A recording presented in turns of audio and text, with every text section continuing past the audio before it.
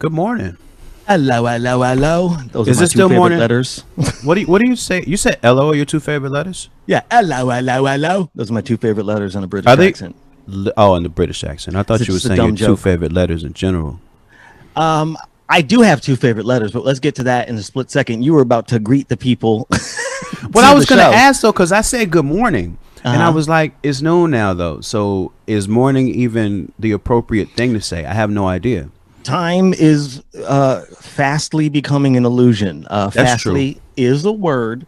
I mean, it's always been an illusion, but now that everybody is like at home and the majority of people are out of work, the need to get up isn't necessarily there, especially when you know that there's some fresh bullshit waiting for you on the breakfast table. Is that Every what I single smell? morning. Is that what I smell? Yes. Fresh bullshit. Every single morning, some fresh new bullshit. Just like, ooh, a plate of it, a whole plate, steaming pile.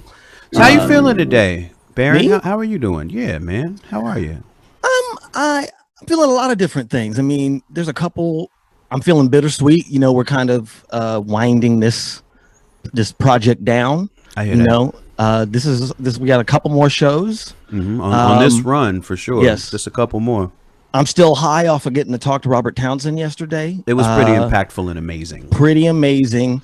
I also realized because we had that fire alarm situation and I came back and I was discombobulated that I did not get to praise Diallo Riddle as much as I really wanted to. I didn't get to actually talk about how much I love Sherman Showcase and the specifics of how I think it probably is my favorite show on TV right now. And it's weird because it's like that was our homie Diallo, and I just had this assumption that everybody has seen what we've seen, so I didn't feel the need to talk about it, but I do now. I feel like, oh, I didn't get to actually say like how brilliant and incredible that show is and how well executed and well written and well acted, everything from the sketch parodies to the damn songs. We had the homie Fonte that worked on the show. Dude I went to high school was in it too. His name is Neo. No big, but like I didn't know him, but we went to the same high school apparently. I went to the same high school as NBA former star Quentin Richardson. Well, you went to high school in Chicago. I did. That's true.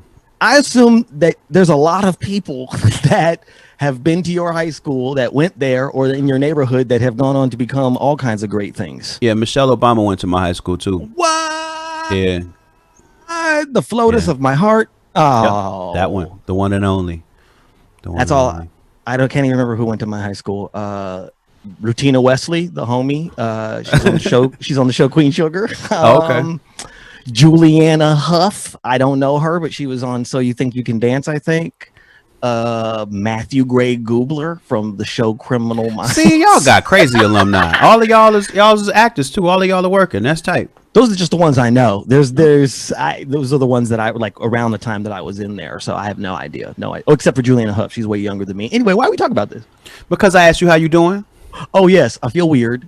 And I mean, there's a lot of things going on, obviously, you know, and I'm thinking about the state of the world constantly, as you are, you know, especially because there was a news item today that, you know, relates to one of our guests that we had, who I've actually mentioned a lot, actually, I think, Melina Abdullah, who has been instrumental in making some change here in Los Angeles. And the Los Angeles Unified School District was they were voting to basically get the police out of schools, you know, to figure out alternatives to safety, school safety, instead of having the police there, and they voted it down.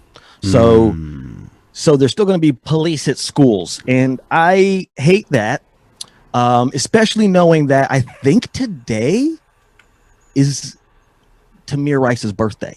Tamir Rice would have been 18 today. He would have been graduating high school, and so it's kind of like, to synthesize those things, to think about like a soul that was lost, a shining young soul that was lost, and the perceptions of what he must have been doing because of his blackness, you know, and then thinking about like, we know what schools are going to have the most police at them. You know what I mean? Like Beverly Hills High isn't overrun with a bunch of, you know, uniforms just kind of standing around looking at everybody like they're up to something.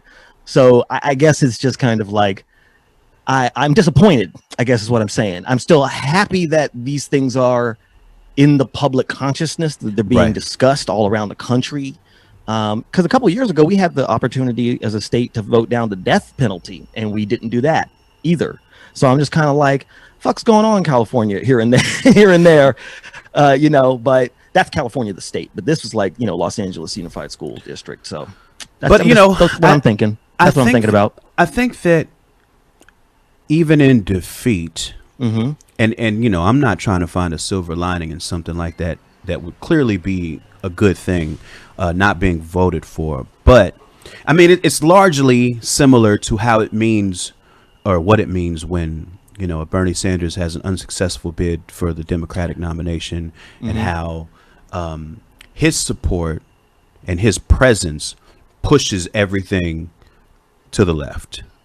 So suddenly we're having, like you said, we're having these discussions now, which means that even having that proposal as a thing to be voted on means that, that's an idea that's more in the public consciousness now, and we're closer to it than ever before.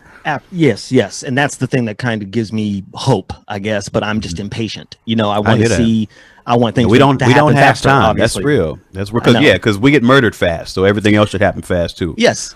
Yeah. And then we both have children who are going to be end up in these school districts. You know what I mean? So it's kind of like, just a little bit. But yeah, I think a lot of candidates, politicians, some of them just show up. I'm not going to vote for them, but at least they put that idea forward. You know what I mean? And I'm talking about people like Jill Stein, or like Andrew Yang. Like, they weren't my candidate, but like, Jill Stein was the first person I heard talk about a Green New Deal, you know what I mean? And then Bernie and AOC kind of ran with it. Andrew Yang brought in this idea of what does it mean to... I liked a lot of his philosophies. I'm not sure if I like a lot of his philosophies, but some of the stuff was interesting. And again, Marianne Williamson talked about crystals. Talk about crystals. I needed that, She didn't call the United States girlfriend, like just the kind of just like girlfriend, like basically.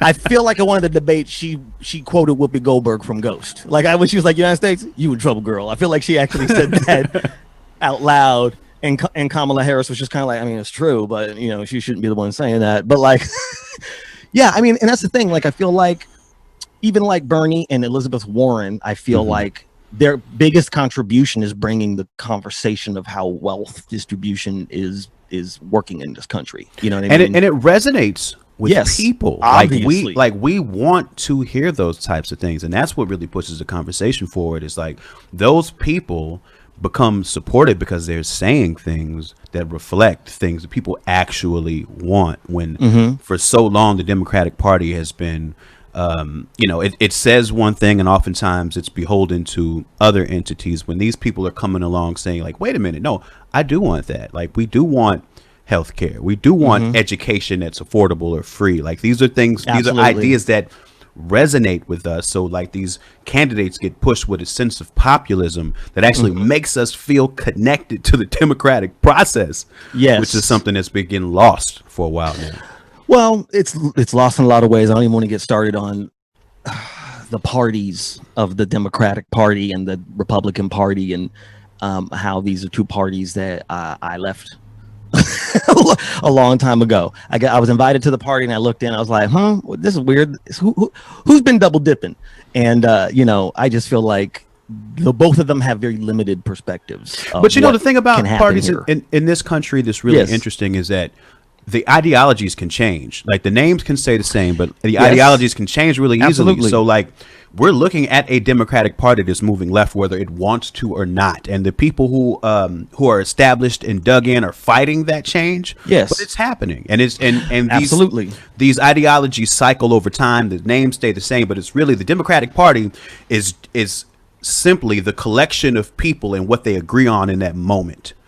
And now there's the term democratic socialist, which is being used a lot. I feel like when I study the history of this country, parties die.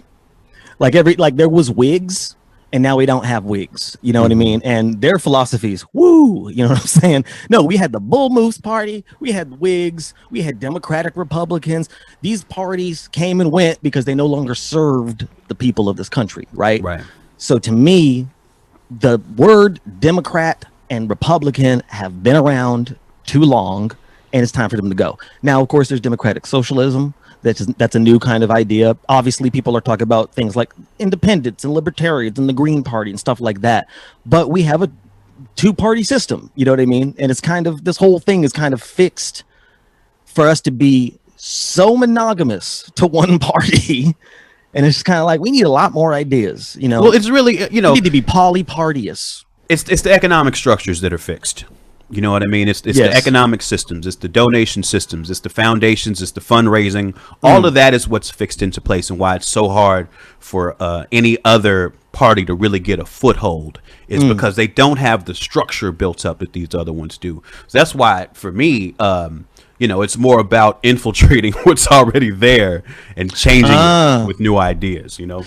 Well, that is actually a fantastic way to kind of go into what our topic is today. We're going to be talking about tech, the world of tech and media. Obviously, you know, what we're talking about, like, if you feel a little meh about political parties, luckily, there is this entire world of technology, the internet, media, and all of these, you know, adjacent kind of entities that are doing a lot to get the truth to people, doing a lot to, you know, signal boost, to uphold voices, to talk about what's going on in ways that are a little less tied to the richest man in America owning the, you know, owning the newspaper or something like that, or the richest man in New York owning the stuff like that.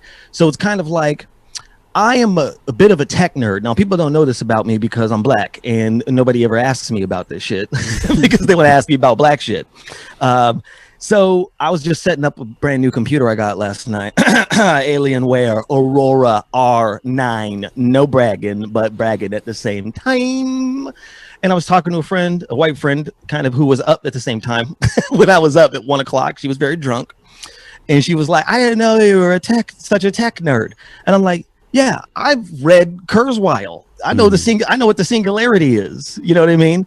I'm an early adapter to a lot of these things. You know, I've been on instant messenger since 7th grade, you know, so kind of like I've always been aware of all these things. I had a computer when I was a kid, you know, but that's not the field I have gone into technically, right? But it is a field I'm interested in, right? Especially because it, like the rest of the world or the country, I feel like there's a battle in the tech world for the soul of it. It's because we all live in it. Because we all live in it, but the people who created it, people who created it, just like the Industrial Revolution, are mostly very rich white people, right? So the space for, and obviously there have been black and brown people of all kinds that have been in that space, but they tend to get marginalized. They tend to get pushed aside. Sometimes they're the only person in that one room. And then the whole of the, you know, what do black people think? One black person here, like everything falls on that person. So, but now we have moved to a place where there are more voices of color in tech. Right. Also, there's the one side of tech where it's like, oh, influencers, right?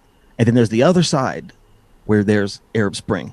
There's the other side where the hashtag Black Lives Matter becomes a movement, you know what I'm saying, where people are using it as a tool for empowerment and taking the world forward.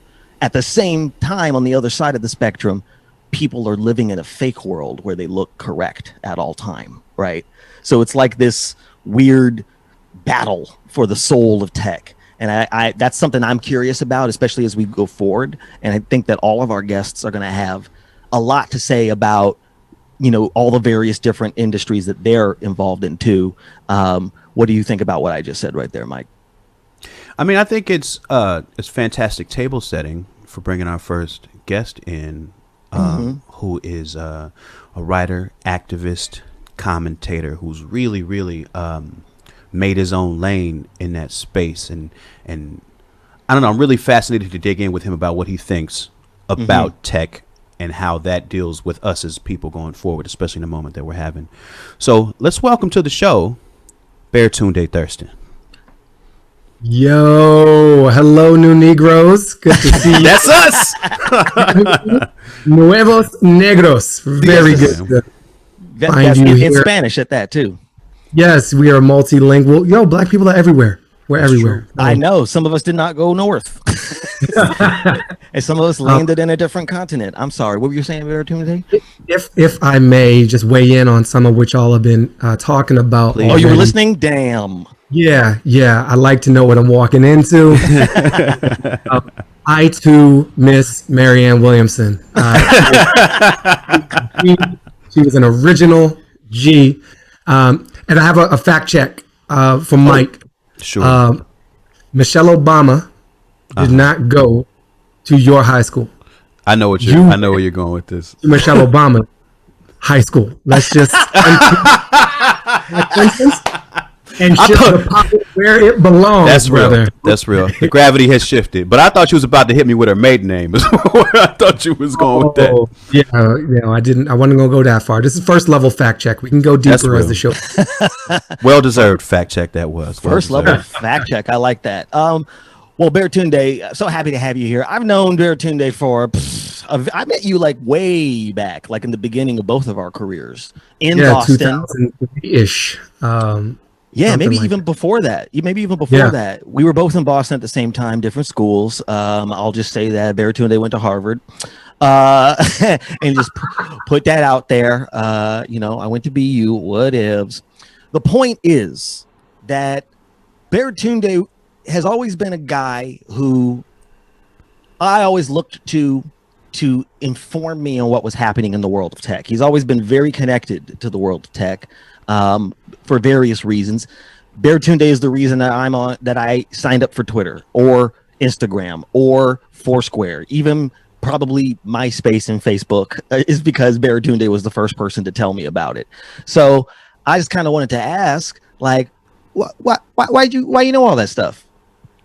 So I want to thank you for signing up for all the services. I got a nice kickback for every black person that attends the gaping maw of billionaire-controlled extractive capitalist platforms. There's always a pyramid scheme behind every door. Always a hustle in the hustle. No, thank you for that setup.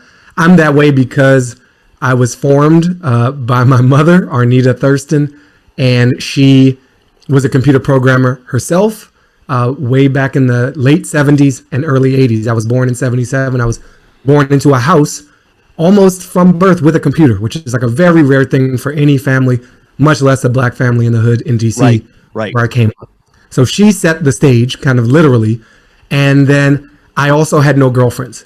And so I think if you take the maternal influence and the lack of a girlfriend influence, it creates a beautiful opportunity to learn about technology and to spend a lot of time on the internet as a middle schooler and a high schooler. But enough about your script for that movie, Simone. What an obscure pull. Anyway, you were saying Baratunde. Yeah, so I learned early on the power of these platforms to give me power. I had more information, so I was tasked in the household and sometimes in the neighborhood to make the signs for the yard sale, make the signs for the missing dog, make the signs for like my lawn mowing business, organize the phone tree with the spreadsheet database for the parents group of all the parents of black students in my high school. And I worked in the newspaper at school, and so I was doing layout programs, Aldous PageMaker for any old school people in the room. Wow. They're like, oh, you can like not just do calculations with this super calculator, you can manipulate language and create art. And that merged, into the time when I met you, Baron, where I was doing stand-up, in all the rooms in Boston, but I was also making a podcast in like 2003 before it was called podcasting.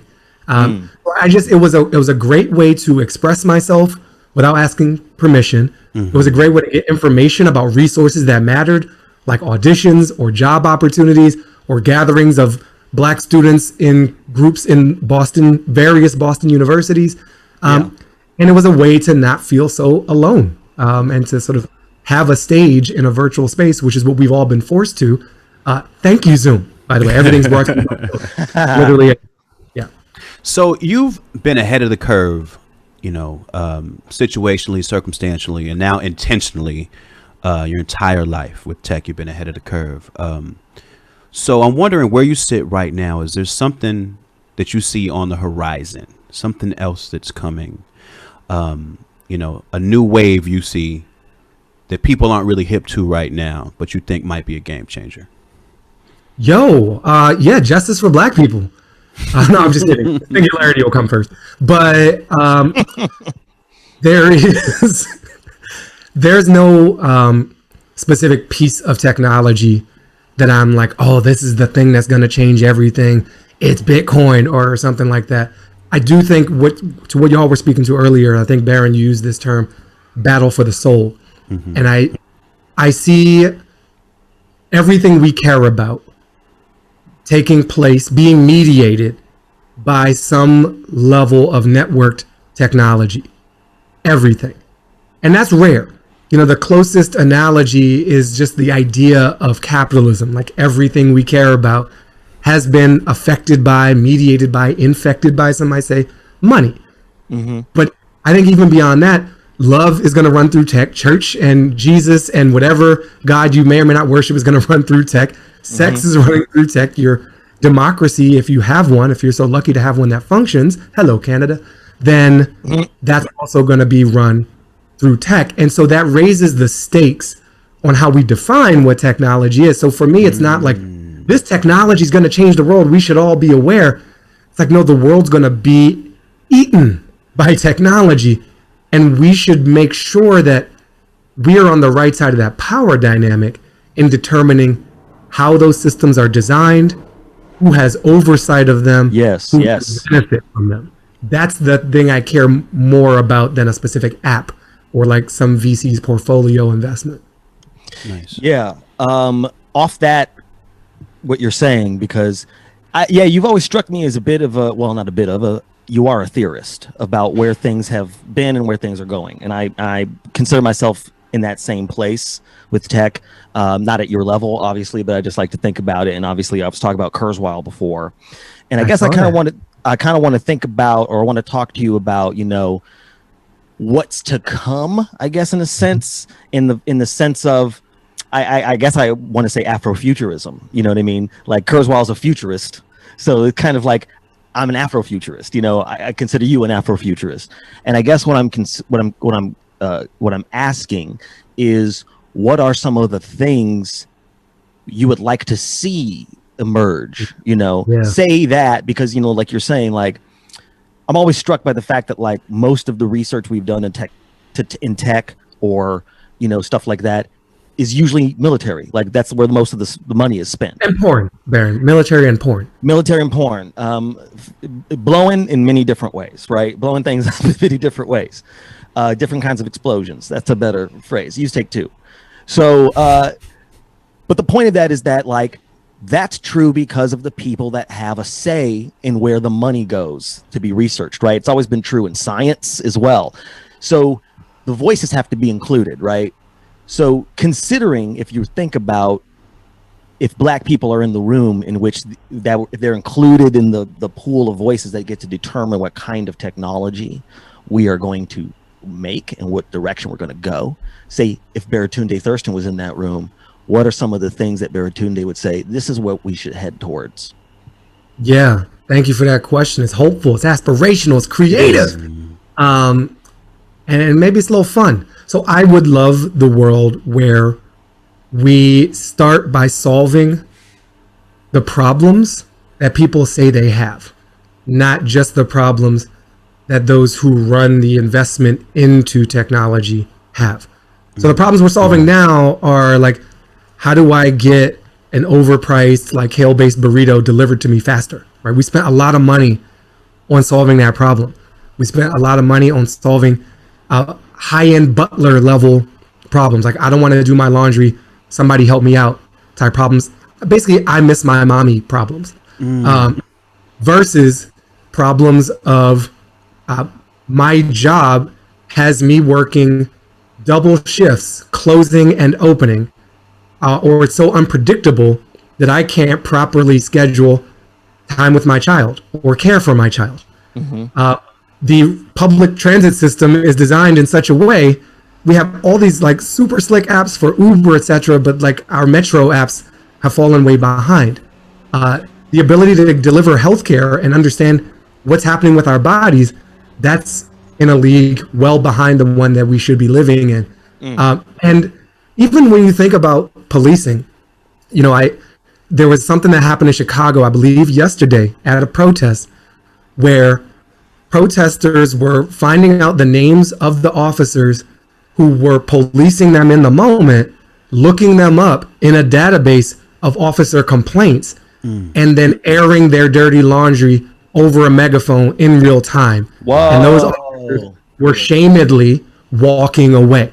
Yes. Because they were able to hide behind this thin blue line cloak, which is in part a proprietary database that doesn't have to be that way. So if the white supremacists and the like patriarchal like men's rights activists can dox a woman for criticizing video games and have to move her family, maybe the people who have the right to kill with no accountability should have a smidgen of accountability brought to them, and technology can play a part of that. It doesn't have to be fully weaponized, but I think we need to balance the way we use this great power. So those are some of the types of things. I'd say another like theoretical category thing that I'm big on is the way that money flows in these systems would shift. We're generating a lot of value for Facebook, for Instagram, for WhatsApp, aka for Facebook. Every time we log in, right? Every time we send a message, they're able to capture the value of that. And they'll say, well, we gave you a list of your friends. And you're like, you're extracting tangible dollars from me to then reflect my life back to me. That's what the record industry did with hip hop. You know what I'm saying? Like, you're going to charge me to hear my own story? That's weird. And so could we create, the answer is yes. Will we create, who knows, a different distribution of economic value in the technical system where it doesn't just all accrue to the existing winners, this hyper concentration of wealth, so that we have some share of the systems that we by definition create. Facebook without us is just an empty unused server. It's nothing. So how can we have a fairer distribution of that wealth through the data that we're using? I would love to see much more creativity applied to solving that kind of economic problem. That's an incredible idea, and it's just got my brain buzzing just thinking about that. For you being at the forefront of technology, what that seems to mean to me is that you're going to have a great access to information. You're going to be seeking information constantly. My experience with information is that a byproduct of consuming it means that sometimes it can isolate me a little bit. Like if I'm in a group of friends and I read a book that they're not all reading, it kind of puts me a little bit like a smidge outside of the community. And I'm wondering, in your experience, has it ever been challenging to balance seeking new information with maintaining community? Wow. That's a very interesting and thoughtful question, Mike. Thank you. Get new friends. And I mean, that's like one way out of it.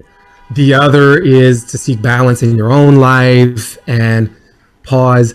I think in my experience, it has sometimes been a challenge. So many of the conversations that I initiate drive toward like all the stuff I'm absorbing.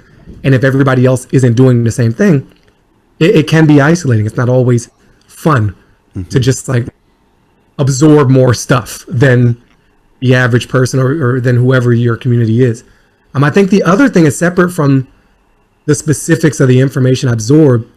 There is, because we have access to so much, we can overdo anything. And so there's like a fiendishness, there's a hoarding, there's an addiction that gets triggered. And so coming out of that space of screen management and feed management and tapping and clicking and swiping and just being present can be harder.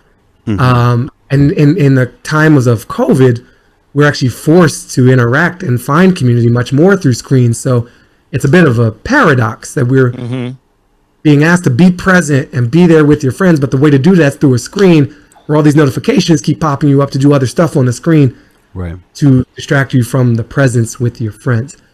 So it has been not easy. It has been hard, another way of saying it. And I go for walks and try to like actually physically be in a space and look a distance greater than that of my computer screen, like off yonder ridge, just to remind my evolutionarily produced body what it was designed to do. And I meditate. My fiance has just been encouraging me, because even meditation has like a goal. She's like, why don't you just sit and that's it. Just sit. And, because I am always a person, when I go for a walk, I shove a podcast into this ear and like another thing into this ear. I'm a cookie monster with the information. Right. So I am trying to institute new rituals that get me off of that treadmill and reconnect me with myself, with my physical environment. And I know that then helps me reconnect with the people I love. That's awesome. Thank you. Hashtag unplug. Hashtag try. Well, I remember you were, again, one of the first people I heard talking about that. Like when that sort of it entered the cultural lexicon where people were talking about the idea of, you know what, of course we love all this tech, but we need to take a break. You need to not take in all this stuff. But again, you're probably the first person that I heard talking about anything like that. So, but yeah, you were just, I just wanted to bring that back around. So that was my first magazine cover. I was on the cover of Fast Company magazine. Talking about unplugging and digital detoxing. There was a whole phase where a lot of techie journalist type people did that. And now we are all in the opposite. I mean, I feel for parents who have been feeling like they were just getting a handle on managing screen time for their kids. And now are just like, just take the iPad, please. Like, I don't know algebra. Just go. Just live your life. It's hard. It's a very hard thing. That's a giant thing that's happening across this country, is this work-life balance, I guess, myth more than anything else. I mean, people, the idea that you can be at home and parent and homeschool and do your job all in the same place. And, that's another thing I think is getting highlighted, during this pandemic, which is actually what I wanted to talk to you about, in the same vein of where tech is going. But like, obviously this pandemic has very much brought it very much into our face. Like you were talking about, obviously there's a lot of news about Zoom was not expecting to be as big as it was. They weren't ready to handle what they're doing. So I guess I wanted to ask you how you think that what's happening right now is changing our relationship to tech, and which of those changes you think will be permanent going forward. I have tried to avoid answering such questions so quickly, but I'll tell you a story and instead of theorizing. My older sister, her name is Belinda. She runs a donation-based yoga studio in Lansing, Michigan, on the other side of the tracks, literally. And she wanted to make yoga accessible and not keep it in this financially elevated Lululemon prerequisite skinny white woman body only universe. And she's been at this for years. The first, and I think maybe still the only, donation-based studio in the state of Michigan. And she for years is very digital, like me. We had the same mother, and she's 9 years older, so she had a different access to technology, but we both had jobs powered by the internet.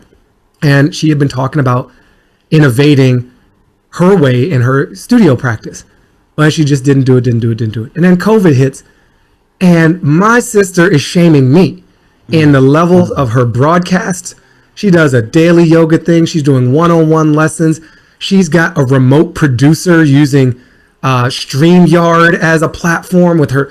She's got lower third titles and logos. I don't have that. It's literally my job. And she's out innovating me because she had to, because her physical studio was unavailable to have anyone in. And financially, we'll see. It might end up being even better. I'm not sure that the numbers, but it's definitely not massively worse. And then she's also having conversations with other yogis and yogis of color all over the country, and her voice is being spread and she's bringing other people in. So that sort of what I think of as like forced innovation is really powerful. And I don't have kids myself, but I have a lot of friends who have cloned themselves through biology. And they, some of them are teachers, some of them are just parents. And so schools were caught on the back foot, a lot of them. Some very well-resourced private schools in parts of our own county here in LA were like, we've been ready for this. But the vast majority of schools were not. And so they've had to learn. And it's not perfect by any stretch, but they're all, I think, in a much more forward-looking, resilient, innovative space than they were before this. So there's something about, there were some holdouts to getting online, to having contactless payment in your retail operation. I'm going to stick with the cash thing. Well, now you can't. So we got to get that mobile pay with Google Pay or Apple Pay or whoever. Well, just those two. Those are the two companies that run our mobile lives. But duopoly's better than monopoly. So I think that will stick. I think a lot of that is not going to be totally undone. I think that the juggling and the parents who just want schools to reopen, that's going to have to be solved because these parents are going to lose their minds, and that is unsustainable. But some levels of innovation that have forced people to take part in this networked world, I don't think we'll be undoing those. I got a chance to watch your TED Talk, and it was amazing. And I think one great thing about it was that you take things and reframe them, especially using language in ways that really makes you think about the concepts that we all think we're already pretty familiar with. You spend time on, what I would call these barbecue Becky type incidents where typically it's a woman who we all call Karen now, who has taken out her cell phone and is calling the police on a black person who is just living their life in some way or another. In your TED Talk, you described these incidents as evidence of progress, and I thought that was really fascinating. And if you would, I'd like you to explain that a bit here, because I think it's really interesting. Yeah, it was. Thank you for watching it, and thanks for giving me a chance to talk more about it. That talk is called "How to Deconstruct Racism One Headline at a Time," and the discovery of progress happened like this. I had been flooded with, I think we all were, these dash cam, shaky cell cam, vertical videos in our social media feeds of police killing people who looked a lot like us. And that's traumatizing. Mm-hmm. And it's really destabilizing in a Facebook-like environment where there's no segue into that. It's not like right. Facebook says, now we're going to get to the traumatized Negro hour, right? And you can kind of brace yourself and get a glass of something or emotionally prepare. It just goes from my high school friend had a baby to here's an ad for something that I was talking about to a friend to here's a thought piece about some trend with millennials to murder. Ooh. And that was devastating. The acts themselves of what these officers were doing to black people was devastating, but then to get dragged into it without preparation. We're prepared for Black History Month. Okay, we're going to dust off these Negro spirituals. We're going to relive the Edmund Pettus Bridge moment. When the D-Day anniversary comes around for World War II, it's on the calendar. We know Veterans Day. We know Memorial Day. We don't just get popped into a war scene. And so I thought that the phenomenon of white people calling the cops on black people, which briefly had a hashtag of living while black, because it was we're barbecuing, we're jogging, we're waiting for an Uber on a street in Brooklyn. Our backpack is brushing up against a woman in a bodega. That the videos were no longer of the physical violence. It was still violent. It was an emotional violence. It was a weaponization of white discomfort and fragility and access to a very violent state apparatus known as police. But still, it felt like progress because we were moving upstream from the extrajudicial police killing to the phone call that might end up in an extrajudicial police killing. Right. Right. Okay, it's fantastic. I mean, That's I love that incredible. idea and the framing of it. So I was glad to Thank you. have you talk about that some here. Yeah, really fantastic. Yeah, we got to wrap up in a little bit, but I guess I wanted to talk to you about, you got a new podcast coming out. As a person who was podcasting before podcasting had a name, you have a new podcast coming out called We're Having a Moment, which starts tomorrow, I believe. Yes. Right. Can That's you right. tell Yes. us about that and the moment that we're having? Yeah, I can. I will. Thank you for the opportunity. So I'm working with iHeart to release this show. Very fast turnaround, like the show I'm on with y'all right now, as we're in a particular time. And it started to feel when Derek Chauvin very slowly killed George Floyd, that something snapped in a lot of people, that something broke in us. And we were able to feel that because we had already been pushed to an edge by the coronavirus and by our government's embarrassingly incompetent response to the coronavirus. It didn't have to be this way. Hello, New Zealand. Like, it didn't have to be this way. But we're here. Yeah. And we're in this space where I was just getting comfortable with the idea of like death by neglectful homicide, by a passive federal government response. And then here comes Amy Cooper in Central Park, pulling the Living While Black card, weaponizing her discomfort, trying to rain down state-sanctioned hell on Christian Cooper.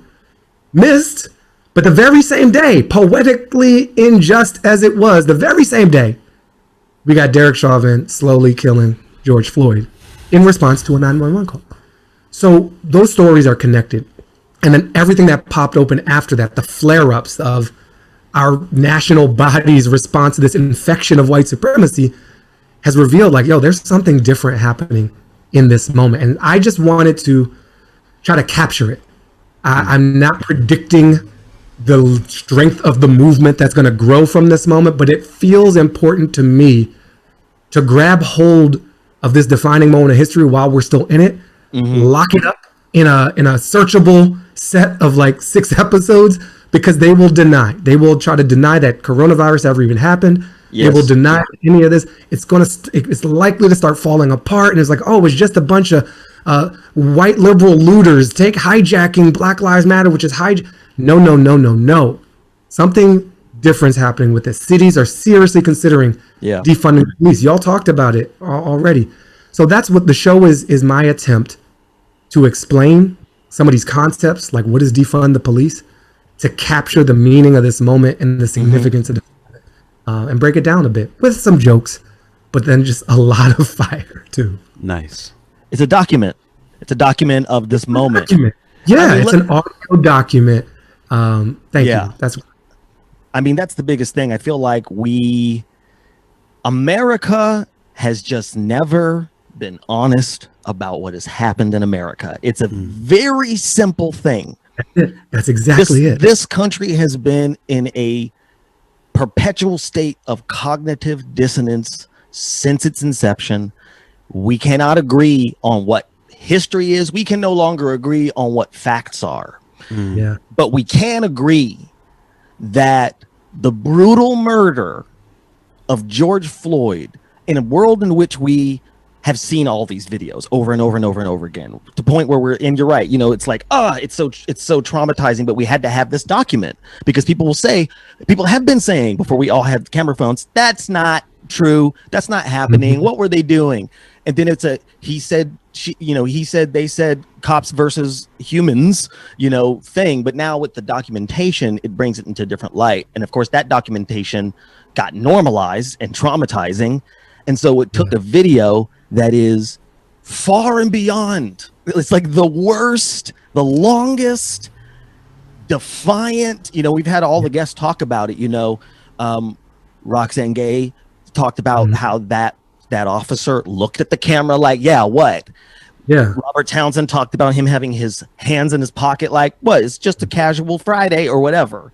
So it's kind of like it's such an extreme example of the pettiness and I guess the hatred that has been there. To me, it's you take what Officer Pantaleo did to Eric Garner. Take what the BART police did to Oscar Grant, and you combine them. And then you have it happen in broad daylight, and you stretch it out. It's like someone shot this on a red camera in super slow-mo. 8 minutes, and that's a ridiculous amount of time. And it's so ridiculous, it's so extreme, as you said, Baron, that they canceled Cops and Aunt Jemima in the same week. Right. It's so ridiculous that Mitt Romney is out in these streets saying lives matter. Mitt Romney tried to take our black president away from us. And he's being like, even I cannot abide this. This goes against everything. And so, and the number one selling books amongst white Americans, with money at least, has shifted from like how to bake sourdough to how to become an anti-racist. Yeah. That's there's something happening there too. It's not just like the drama. It's like, yo, but there's many more people leaning into this than I'm used to. And I'm used to like being around the self-proclaimed good white people, and they are looking at themselves in a different way than I've ever seen in 42 years. I think it's what it is America, and that's what I'm kind of getting at about the whole document thing. People will try to deny that this happened. You're absolutely right. I mean, obviously, we can't even name how many white supremacists try to say, oh, the Holocaust never happened, right? But the thing is that Germany had truth and reconciliation. America has never had truth and reconciliation. But right now we're having a de facto truth and reconciliation. It just had to happen. And I keep talking about, oh, white people are engaged in the mass education experiment. I think this is truth and reconciliation, whether we like it or not. Obviously, the state is not going to do it. The people have to do it. And obviously, technology and tech has been a gigantic part of that. And the beauty, Baron, of when you say the state's not going to do it, the people have to do it. In a functioning democracy, the people are the state. So we are doing it. We are doing it. This president is irrelevant. He is a waste of a presidency. He's not just like a bad president.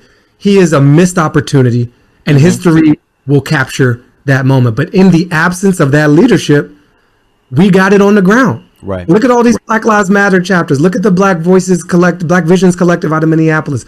Look at the People's Budget, LA movement. I mean, it's just amazing. It's really beautiful to see folks filling in the gaps. Now, some things can't be fully filled in. Like, we still could use bulk purchasing power for like N95 masks, which our nurses and doctors still don't have. Like, get on that, federal government. Right. But we will have an opportunity to pull some levers dramatically in a few months and get rid of this incompetency and restore some level of legitimacy to the government that's supposed to be of, by, and for us in the first place. Gosh, man. I mean, we appreciate the thoughtfulness and the passion that you bring to these discussions, and but also how you apply it in a world that doesn't always leave room for it. So thank you for that. Thank you for that. Well, thank you for having me. I am a fan of both of you. I remember getting to see you live in Portland, Mike. In fact, that's where I first debuted what became the TED Talk. And Baron already mentioned how far back we go. So I'm fans of both of you. I'm so proud of you. I'm so excited you have this space, and the way you've been using it is incredible. Not just because I'm here, but who else you've got today and who you've had before. So thank you. Thank you. Appreciate that. See you at the third rail, everybody. That's Baratunde Thurston. Check out his podcast. We're having a moment coming out tomorrow. He is Baratunde on all the places. We're going to take a quick break. We went a little long, but I don't give a care. I mean, I do give a care because obviously there's a lot of other guests that we want to get to who are also fantastic and interesting. We're going to go a lot longer with them too. Sorry. Let's take a break.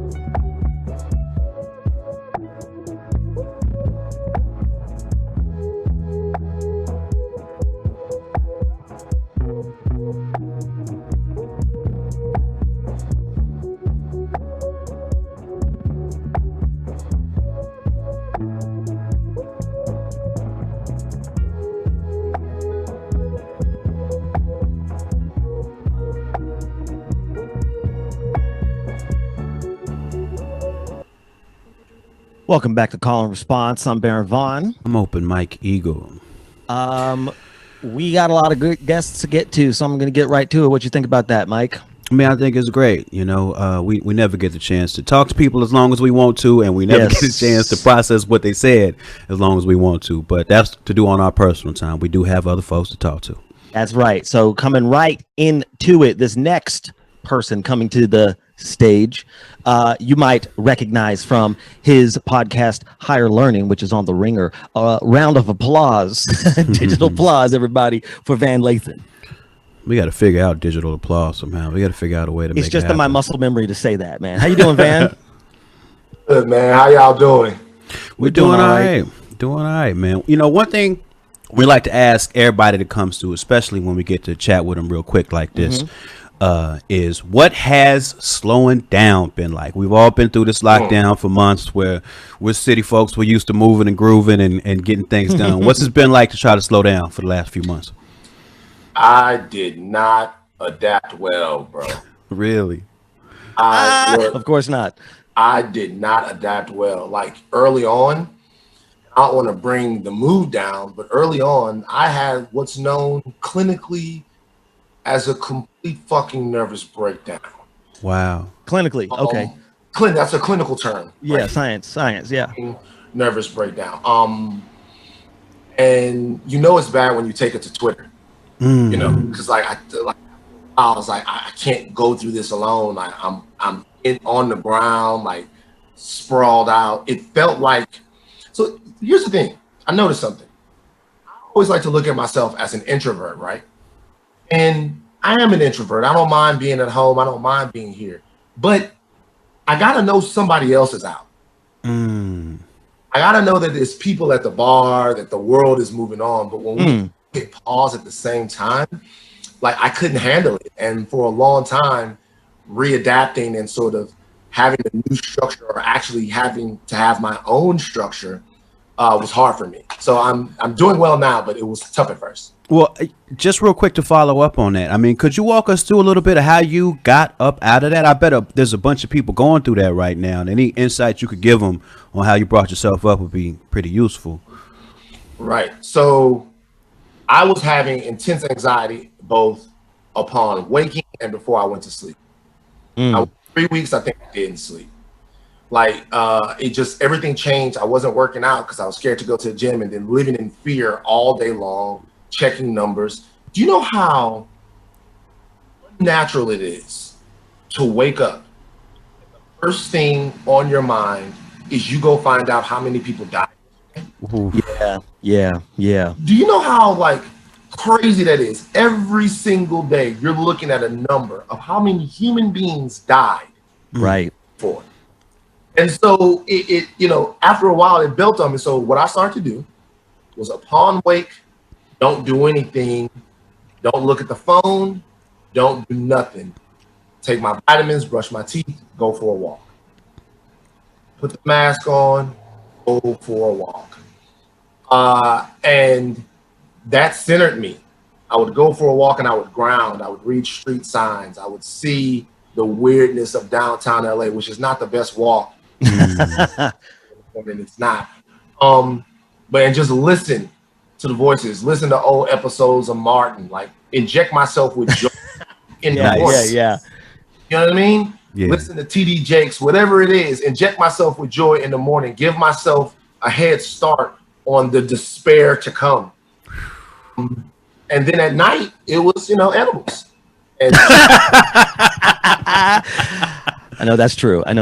I mean, that's great advice, Van. That's great advice. I mean, yes, take in joy, y'all, because the scientific term is it's a shit show out there. Obviously, that's crazy. That waking up and thinking about how many people died, and it's like we see a number which is always 4 digits. These are people. These are human beings. You see that number and you go, damn, but then you have to think about like those are human beings. Like that many people lost a family member or a loved one. It's insane. It's a mass death happen outside, right? But we're all staying inside, right? So we have to figure out like how do we live when we know there's so much death? And I think that what you said is a perfect example of how to do that. I wanted to ask you about I kind of wanted to ask you about like your podcasts a little bit. You got 2 different podcasts. Higher Learning, which we probably I assume named after a movie that we all know about, and then Way Down in the Hole, I would assume named after a lyric from the TV show that it's about. And the Red Pill podcast as well, right? Well, the Red Pill I've stopped on right now. Okay. But on the IP, I'm gonna get back to the Red Pill at some point. But yeah, I'm focusing on the other 2 right now. Gotcha. Yeah, he had to take the blue pill for a split second. So let's talk about let's talk about those 2 podcasts right quick. Why are you doing those? Well, The Wire was service. I get paid to watch the greatest television show of all time, but the show really never got its flowers like it was supposed to. Agreed. Because the show was too real. Every other show that has ever lived has deified police and demonized criminals. The Wire is the only show that steps back and looks at systems. There's not one cop that you love in The Wire that's not guilty of police brutality, that's not guilty of doing some underhanded shit, that's not guilty of all of those things. What The Wire looks at and examines is how gangster capitalism, how the exploitation of the poor, and how the dwindling middle class in America have led to a point to where America has essentially embezzled money. And they look at that through examining different systems, schools, medical systems, the police, even the economy inside of the hood. So it's a show that's even more relevant now than it was when it came out, and was incredibly brave, which is probably why it wasn't embraced. Higher Learning, that's just me and Rachel trying to bring a little black culture to the ringer. And we picked a hell of a time to do it. Right. But that's what we're trying to do. I didn't really watch The Bachelor, but me and Rachel are having a fun time doing that. But look, I feel like, I'll just be honest with you about this. I feel like I'm a magnet because I didn't even know about TMZ and some of its issues before I got there. But like once I got there, I was like, yo, man, is it all fucked up here? I was like looking around like, what? I never forget. This is when I realized it was fucked up. I'll tell you, the moment I realized it was fucked up. Speak. I was watching a video piece that they had cut, and they flashed Wiz Khalifa across the screen, and on the lower thirds it said Lil Bow Wow. Oh. I think to myself, the celebrity experts, everybody makes mistakes, right? But we're the celebrity experts here, right? We know all the celebrities and stuff like that. How do you confuse a nigga who's notoriously 6'5" with one who is notoriously Lil 5'3"? It was just, I was like, you guys realize, and that went on TV. Wow. But at the Ringer, despite everything that's going on, there are strides. Everyone's taking this seriously. Unlike some things at TMZ, there are good people who have had blind spots in the past and are working on addressing those blind spots. And I can say that sincerely. I think we lost audio for a sec. A little bit. Say that again, Van. I was just saying that the difference between what was going on at TMZ is, and what you know, kind of the Ringer has dealt with this last couple of days, is that there's a sincere desire to change things, to change the culture. Damn, we cut out the same time. I think we got the gist of it. I guess the internet doesn't want us to hear this part. Yeah, Bill Simmons is on the button. He's right. Damn it, Al Gore. On the Wire bit, I had hit you up about your Wire podcast because I had happened to actually start a Wire rewatch just a little bit before y'all did. Also, me and Mike are open to being on the podcast, just so you know. Just absolutely. But and I find myself thinking about The Wire a lot in the current moment because it examines systems. And for you, in the middle of your rewatch and examining the systems, especially how like the police and the attorney's office communicate and all of that, does it give you any insight into the current moment of what we're dealing with as a population with regards to the police? Yeah. What you see is that the thing that grounds up the thing that we're up against, and I know people hate it when you get to these talks. The thing that we're up against is capitalism. We're up against long-held structures about how everybody gets paid. We're talking about the reason why people are, afraid of the term defund the police is because defunding the police would go a long way to solving this problem. Billions of dollars have essentially been invested through police forces over the course of generations. We, as Black American taxpayers, have taken out contracts on ourselves. We've paid taxes that have been turned around and killed us. And so when you watch The Wire, you see the system in action, and it's written by an ex-beat reporter, people who understand the way that this goes.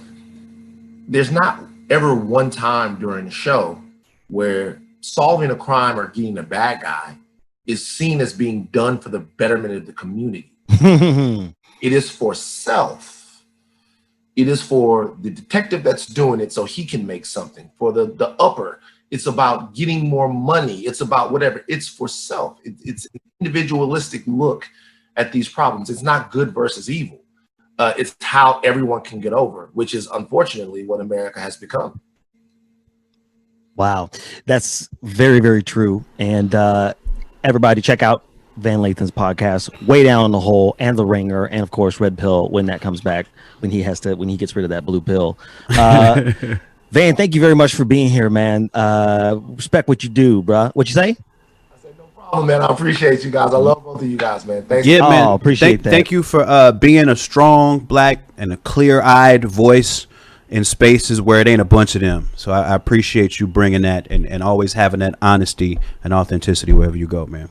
Yeah, thank you. And before I go, I want to welcome Bakari Sellers to the Ringer family. Oh, Bakari Sellers, the political side of it, the Ringer family. The diversity is happening. Things are growing. You gotta change one step. That's awesome. Fantastic. All Appreciate right, Van you, Lathan, everybody. Follow him on everything, okay? At Van Lathan. Van, like Van. And Lathan, like Sanaa's dad. Okay, we have more guests coming. More guests? I was going to say guests, but it is really one guest. What do you think about that, Mike? How do you feel about the last guest, that we got one guest coming? How do I feel about the fact that there's only one left? Is that what we're asking? On the show, yes. How do you feel? I feel excited. I mean, not because there's only one, but excited about who our guest is. Oh, well, that actually makes a lot of sense. I am also excited about our guest. This person coming to the stage right now is a big reason we are even on this stage right now. Right. She is the CEO and founder of a little organization called Blavity. We have a little clip to roll. Please roll that. This conference was definitely a dream in my mind, and I wanted to make sure that we could create a space for women who were connecting online, who were DMing each other, who were inspired by one another to actually meet in real life. Our generation spends so much time on our phones, and sometimes it's hard to get out. It's hard to make sure that you're really getting the connections that you need. So Summit 21 is about women pouring into one another and Black women building each other up. Please welcome to call and response, Morgan DeBaun. How you doing, Morgan? Feeling good. Good to see you guys. Good to see you too. I wanted to start this off this way. In my humble observation, and this thing, we're only 2 weeks deep into a thing that's only going 2 weeks, at least this iteration of it. My co-host here, Baron Vaughn, done 3 objectively genius things in the creation and execution of this. I'm going to mention one right now. The other 2 I'm just going to make him guess. It's going to torture him all day long. Okay. But one of the things that he did that I feel is objectively brilliant is before we started doing this, when he was aware that Blavity was going to be so involved in this venture, he made time for the 3 of us to get on a Zoom call and talk and get to know each other. And in that talk, we got to hear your life story, which for me, I mean, what the encapsulated version you tell to people that you meet when you're talking to them for 30, 40 minutes, sure. But it was very inspiring. I think one of the genius things about doing that, not only did it give us a chance to connect, but it was a way to bring a sort of collectivist ethos to a venture that is ultimately capitalistic. And I feel like that's such an important thing to bring forward. And I'm wondering, in your world, is that something that you often have an intention to do, is to bring a collective spirit to these endeavors that usually don't have space for them? What a deep question, Mike. Yeah, I come out swinging. Yeah, I mean, I think that's just the nature of my life. I mean, to me, that's called social impact and social entrepreneurship. We started this company. I started this company and wanted to intentionally make it a for-profit venture. Like, Blavity is not a non-for-profit. And I tell people that often as a reminder. I say, look, this is a capitalist organization, but we're using and leveraging the power of capitalism to advance the culture faster, because I believe in the economic empowerment of our people so deeply that it requires that we are our own owners and that we can have enough money and profits and revenue to actually be able to invest in things like this, things that maybe advertisers don't want to necessarily spend money on, because we've been able to do this project together.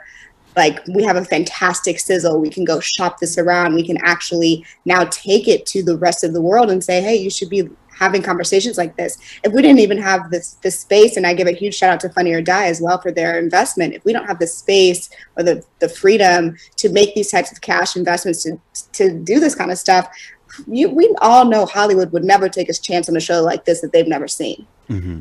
They'd be like, nah, we're good. But now it's going to be a little bit harder to ignore us. Mm-hmm. True that. So that's, I really try to lead my life that way, where we take and reinvest. I call it like corporate reparations. Like I take the money, reparations, and then I just like spread it amongst the Blacks. What we're going to do from there. Oh, I love that. Speaking of being hard to ignore, I feel like that's, in a sense, like your MO. I feel like that's how you stick and move through the multiple different industries that you've been through, and even ramping up to the founding of Blavity and subsidiaries. I've never said subsidiaries to somebody who that actually means something to.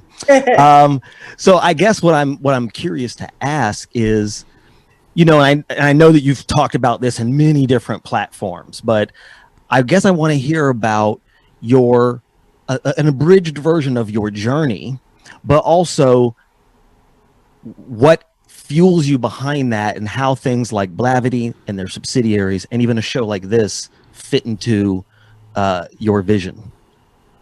Yeah, so I'll give you the Cliff Notes version. So I'm from St. Louis. That's near and dear to who I am. Born and raised there, went to college there. And I think I saw a lot through my undergraduate experience going to a top university. I went to WashU that was predominantly not people from St. Louis and predominantly not Black, right? It was a PWI. And I learned a lot about code switching and navigating through the different spaces. And there was a moment every single day that for me felt like home. It felt like safe. And that was the lunch table. And that's actually where Blavity came from. The word Blavity, Black gravity. That was that moment that we all used to come to the lunch table every day, and it'd be like 5 of us, 10 of us. I'm like, do you even go here? Did you graduate? And like you felt like you were HBCU. Now I never went to HBCU, so I can say that, but you felt really seen, and it didn't matter what your grades were. It didn't matter what classes you were in. Like it was just home. And when I graduated and moved to Silicon Valley and to work at a big tech company, I was like, whoa, hey, this is a huge culture shock. Black girl, Midwest to California, palm trees, dogs, beer pong. I was like, what is this?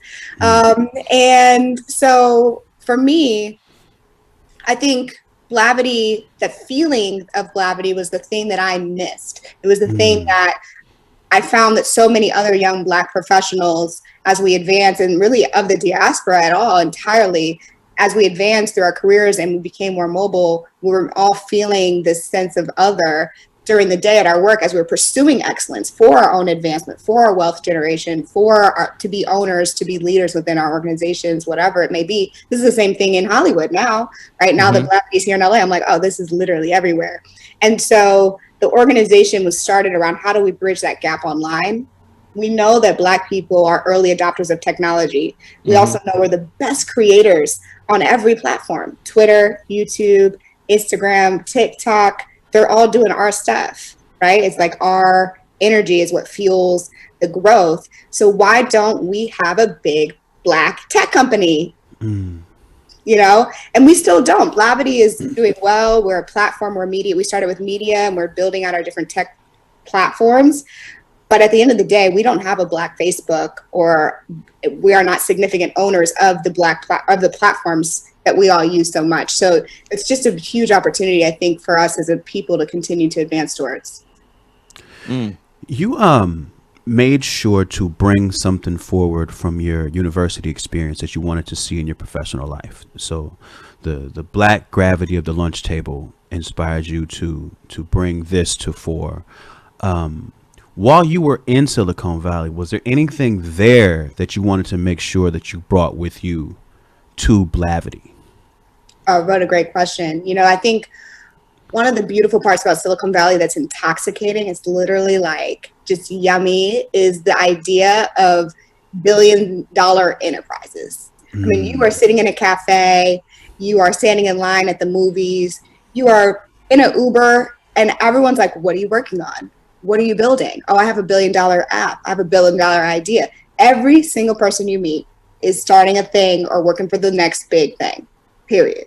And that is such a mind-blowing experience, especially for someone like me, where the biggest thing was like buying a mansion on the main street. Like that was like the big idea in St. Louis, you know, it was like, we're gonna buy the big house, right? But yeah.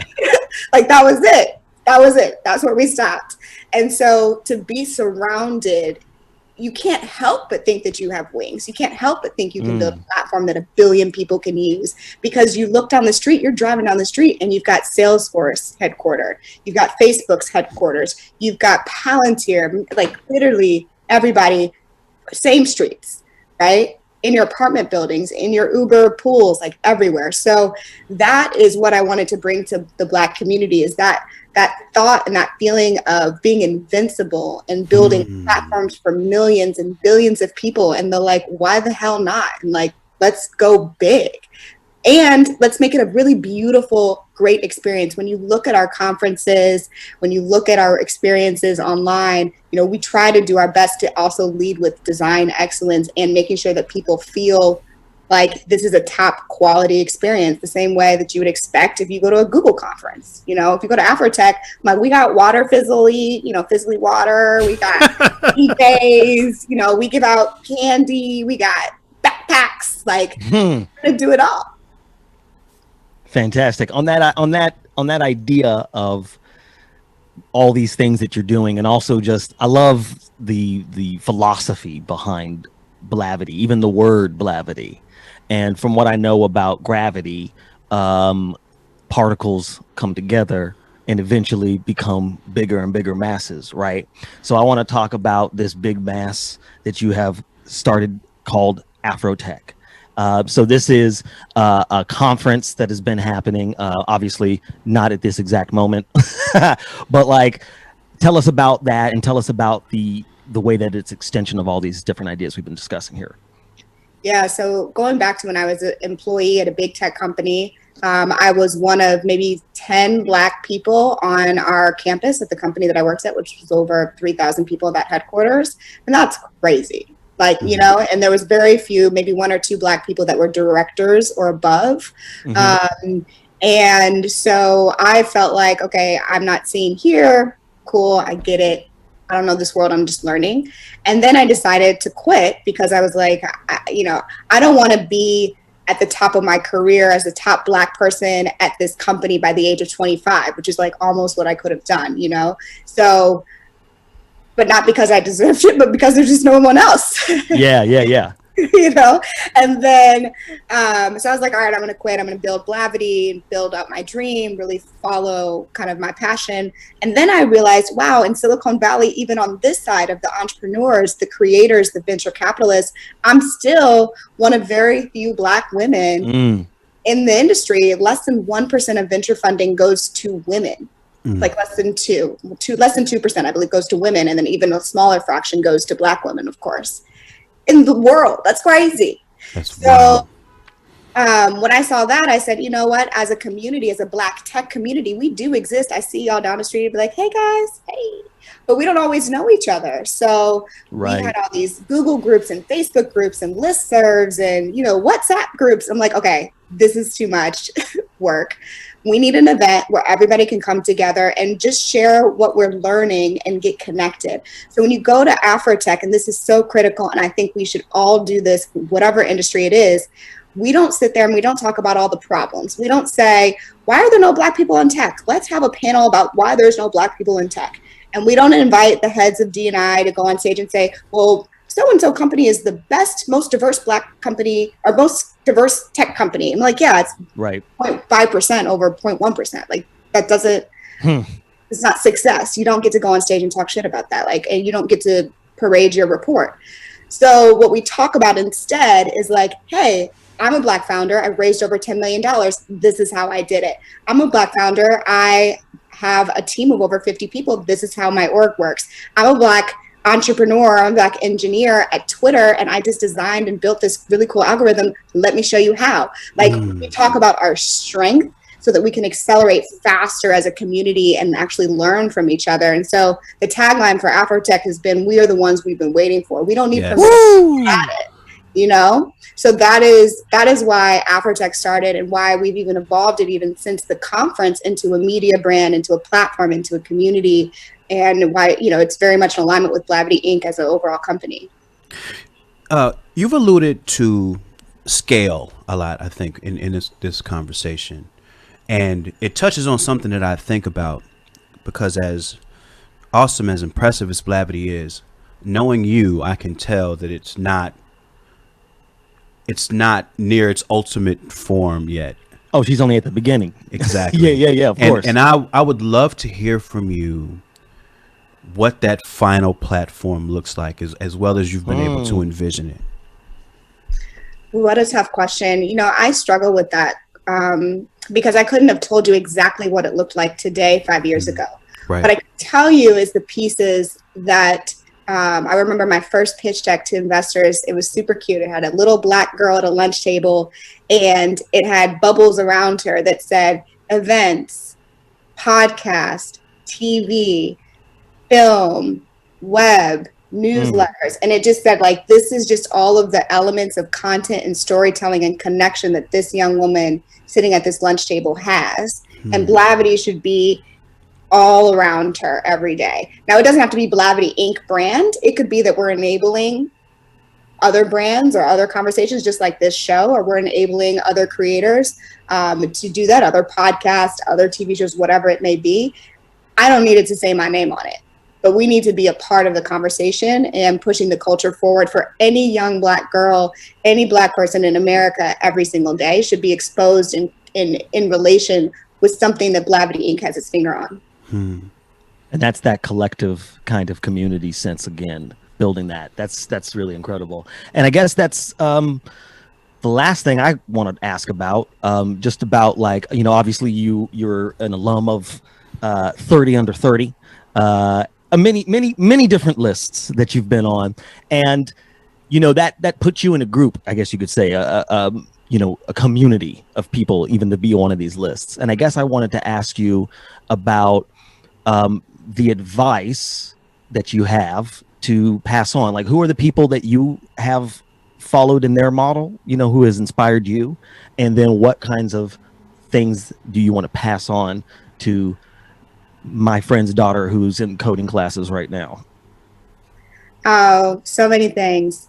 The people who've helped me so much along the way have actually been other entrepreneurs and leaders who are maybe 5 to 10 years max ahead of me. And the reason why I've really tried to surround myself with so many peer advisors is because I find that their advice, their feedback, their realness is more practical for me.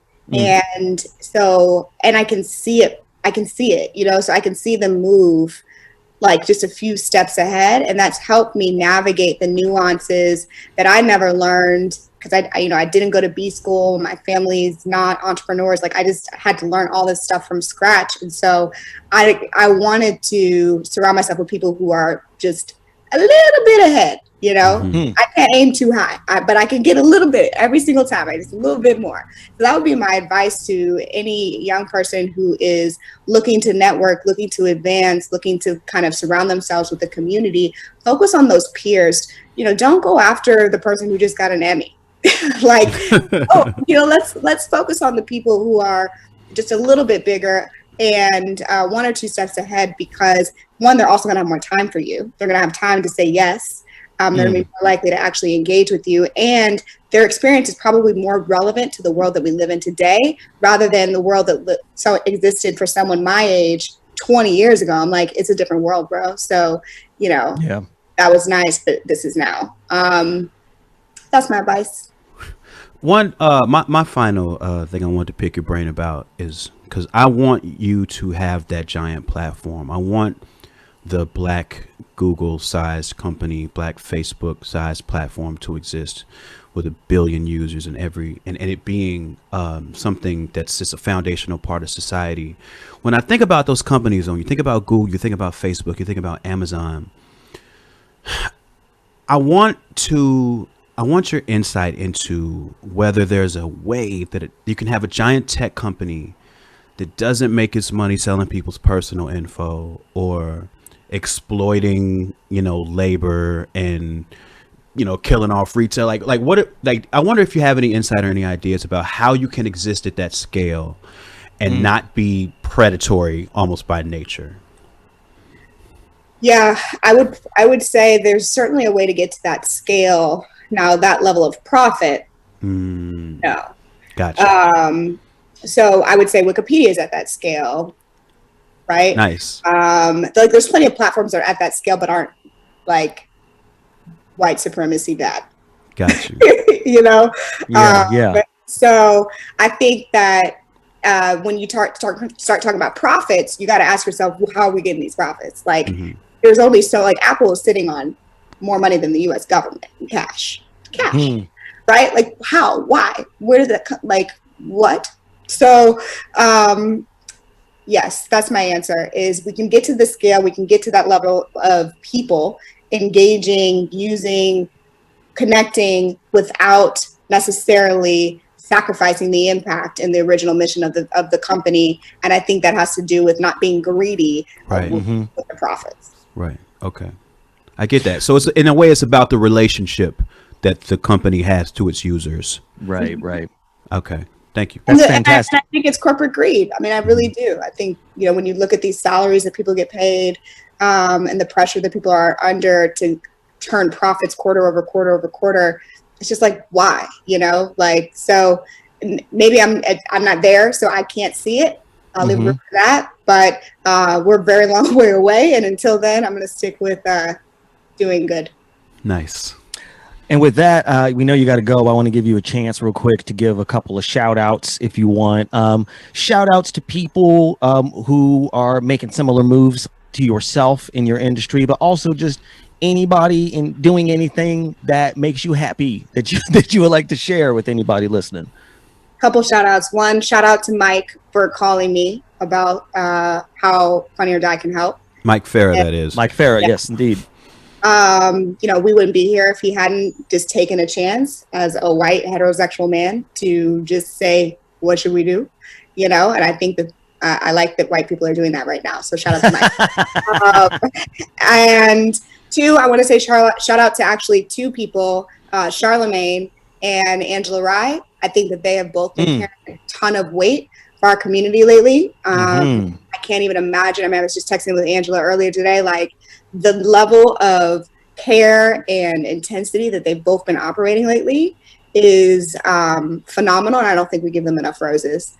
And then, I mean, I also just shout out my team. My team has been carrying a ton of weight as well. We had to make budget cuts because of COVID and add, revenue going down, and it's been brutal. But they've been showing up more than ever, and I'm just so grateful to have a beautiful, smart, hardworking, dedicated team. Well, we're grateful to be able to be involved with you and your company. It's just it's inspiring to listen to you speak about how you think about what your company can be and its place in the world. And I'm so glad that you think at the scale you think at. Yes. And it's, that's something that I think would inspire anybody. Yeah. I like the way you think. You make me feel galvanized. You know what I'm saying? So, you're kind of like the Oracle. That's how I'm going to see you from now on. It's like, what does Morgan think? One day you're going to be like, why is he calling me? Morgan DeBaun, everybody, thank you so much for being here. Obviously, Morgan can be followed on Twitter at Morgan DeBaun, DeBaun. And that's it. Thank you very much for being here, Morgan. That's the show for today. It is. It's always hard because I think the thing about Morgan is, and I would say that's true about every guest, but particularly with Morgan, I feel like definitively you just never get enough time with her. It's just that's just the level she's at. It's just like, I got so much to ask, but she's always got to go. Yeah, because somebody else is also waiting to, to say things to her and hear things from her. Exactly, because she's got things to say. And Whew, what a great episode. Hope you had some thoughts and felt some feelings today. We have an episode tomorrow that we think will be fantastic. Absolutely. Yes, it's going to be, we're talking about protesting through art as protesting through art. We have a couple of fantastic guests. We got the homie Uzo Waduba here from, well, many different shows. Currently you can see her playing Shirley Chisholm. And then also we have the homie Dulce Sloan, who we've known for many times. She's on The Daily Show, duh. And we're also going to have J-Rock, who is a legend from the House of Ebony, the legendary House of Ebony, here to talk about all kinds of different things. We're going to be talking about that tomorrow. And Mike, what you got to say? I'm really excited to talk about that. You know, me being a creative, as we all are, but specifically, you know, me working through music, it gives me a chance to process things that we can't always talk about. We don't always have the thoughts or the feelings front of mind. So I'm interested to hear how all these other people channel all of the feelings that we're trying to process through their various works. Yes, and it's always more informational when they're doing something that I don't do, because they're going to have a better way of seeing things that I never thought about. With that, that's it for us. Thank you very much to Funny or Die and Blavity. Please check out blavityinc.com/Afrotech to learn more about that conference that I hope me and Mike will be invited to when it's back up, and all that stuff. And for Baron Vaughn and Open Mike Eagle, I guess I want to say, sometimes when you sigh, make sure you ask why. Okay. All right.